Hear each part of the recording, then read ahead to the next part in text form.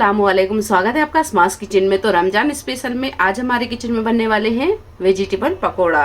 तो चलिए शुरू करते हैं इसे बनाना।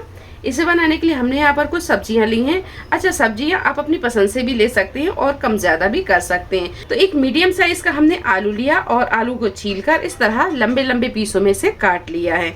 और आधा कप के करीब फूल गोभी, एक मीडियम साइज की प्याज को बारीक काट लिया है, आधा कप बारीक कटा हुआ पत्ता गोभी और 2 टेबल स्पून के करीब मटर लेंगे।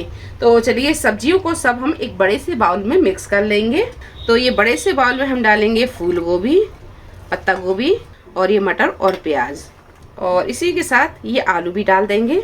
और 2 से 3 हमने हरी मिर्च ली, इसे काट लिया है, बारीक कटा हुआ हरा धनिया। तो वेजिटेबल पकौड़ा जब भी बनाए तो पहले आप सब्जियों को एक बाउल में मिक्स कर लें, फिर आप इसमें बेसन डालें। और हाफ टी स्पून डालेंगे ये हल्दी पाउडर और 1 टीस्पून कुटी हुई लाल मिर्च और 1 टीस्पून डालेंगे इसमें नमक। और ये सारी चीजों को कर लेंगे अच्छे से मिक्स।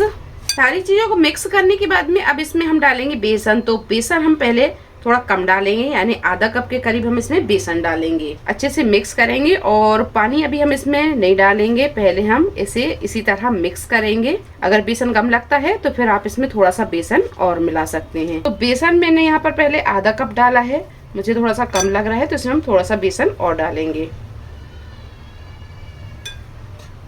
अच्छी तरह मिक्स करने के बाद में अब इसमें हम पानी डालेंगे, और पानी हम यहाँ पर बहुत कम डालेंगे। पानी हम इसमें बहुत ज्यादा नहीं डालेंगे, बस थोड़ा थोड़ा पानी डालते जाएंगे और इसे मिक्स करते जाएंगे। पानी हमने इसमें बहुत कम डाला है और ये बेसन भी अच्छी तरह मिक्स हो गया है सब्जियों में।